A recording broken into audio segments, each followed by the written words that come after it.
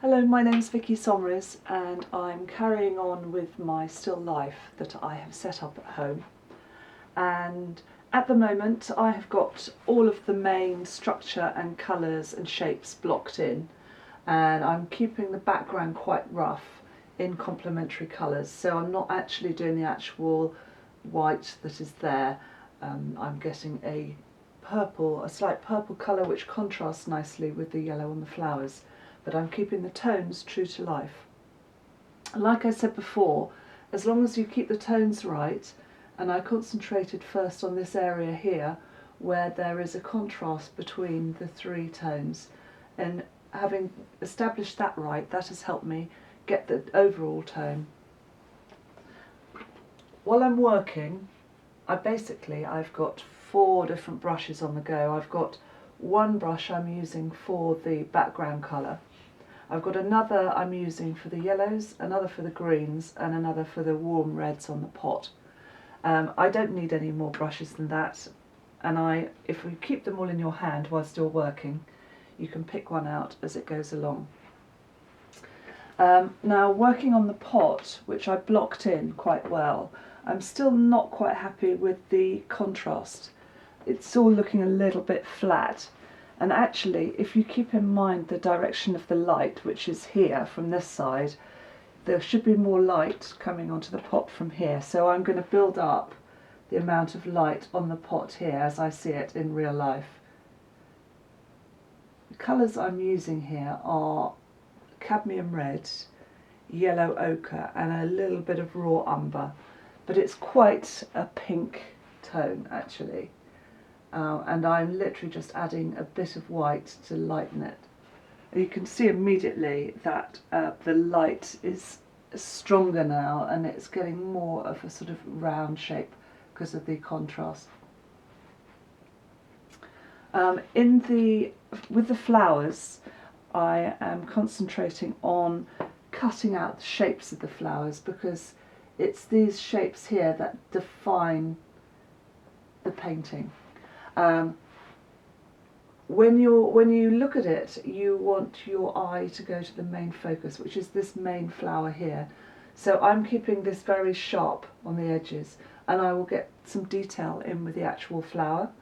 The flowers around the outside, I'm keeping them quite soft focused so that your eye goes around and pulls you into this central flower, which should be the focus of the painting.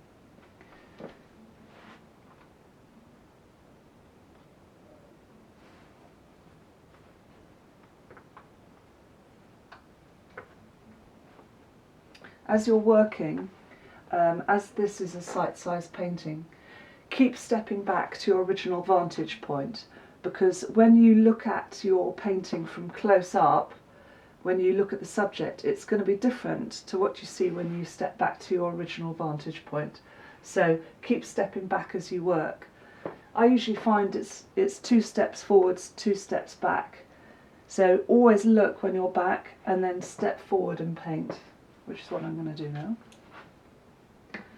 I'm slightly working against time because it is a flower. It is starting to die, which is always the problem with painting things like this. So I've got to work fast. I did notice in these colours there's a lot of cool yellows and a lot of dark yellows. In the cool yellows I'm putting quite a lot of green in. So I'm actually bringing the green in from the leaves into things like this part of the flower, which as you can see is quite cool and green. And in the warmer parts like here I'm adding a little bit of red.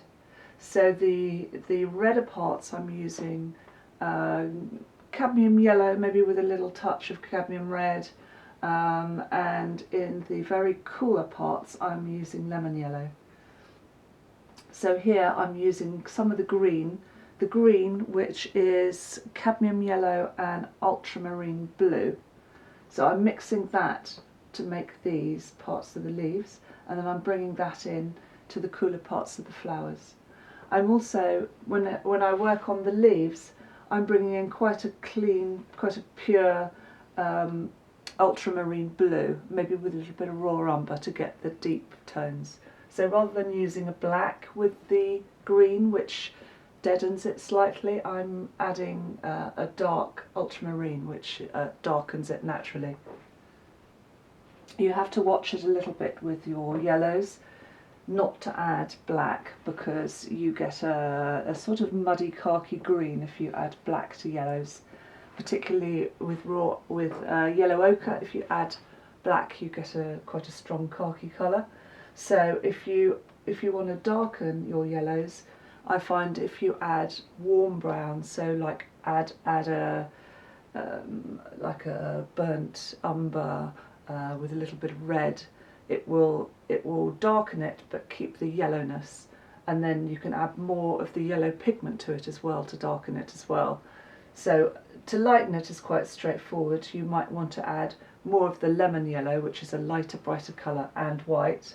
And to darken, just remember to keep the reds in as you darken it, or else you will go green.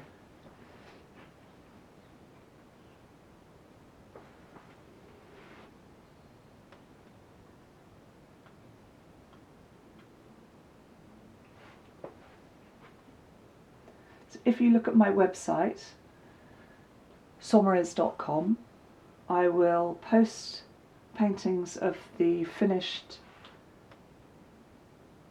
flowers when I'm done, as well as other still lifes that I've finished, portraits, landscapes, and anything else that I have.